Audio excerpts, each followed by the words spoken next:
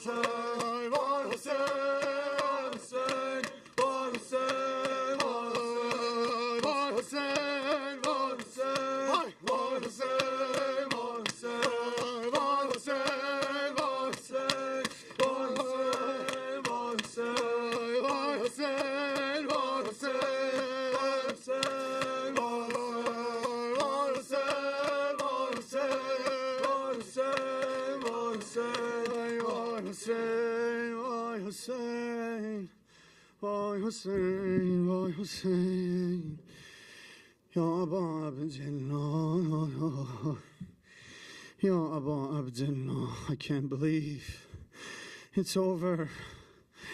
These special times, Ya Abba Abdullah. We had one really good brother, Ahl Ma'rifah, Miyandar Majlis. One time he said something super golden to me. He said, Mahdi, you know, I keep thinking, what is one thing we will miss once we leave this world? And he said, what we will miss is these majalis of Abba Abdullah. And those of us who think that we have plenty of time in this world, many of those who are dying today are youth, young ones, those who thought they have plenty of time. But we really don't know how much time we have. Inshallah, we take advantage of our time, inshallah. Alhamdulillah, as Maulana said, this rizq of being here tonight, from near and far, we should be grateful for. We could be anywhere in this world, in this part of the country, in this part of the world. Alhamdulillah. Assalamu alayka ya Rasul Allah. Assalamu alayka ya Amir al-Mu'mineen. Assalamu alayki ya Fatima al-Zahra, Sayyidata Nisa'il Alameen. Assalamu alayka ya Hasan al-Mujtaba.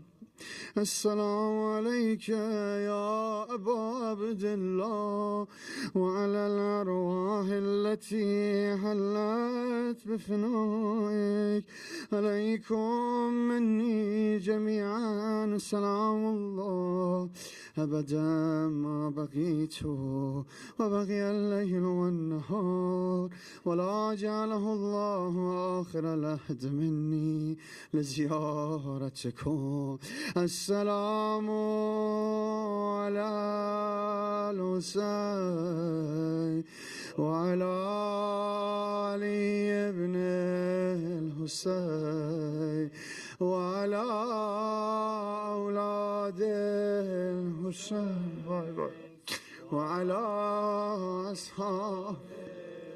One more time all together. Assalamu ala al-Husayn وعلى علي بن الحسين وعلى أولاد الحسين وعلى أصحاب الحسين وعلى جميع شهداء كربلاء خصوصا أبا الفضل عباس. السلام عليكم ورحمة الله وبركاته.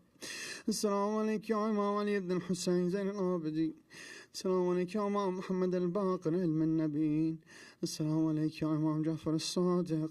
السلام عليك يا إمام موسى الكاظم. السلام عليك يا إمام علي بن موسى الرضا المرتضى. السلام عليك يا إمام محمد بن علي الجواد. السلام عليك يا إمام علي بن محمد الهادي. السلام عليك يا إمام حسن بن علي الزكي العسكري. السلام عليك يا صاحب العصر والزمان. الأمان الأمان الأمان من فتنة الزمان. السلام عليك يا خليفة الرحمن ويا شريك القرآن أجل الله تعالى فرجه الشريف. السلام عليكم ورحمة الله وبركاته. دعاء حاجات ask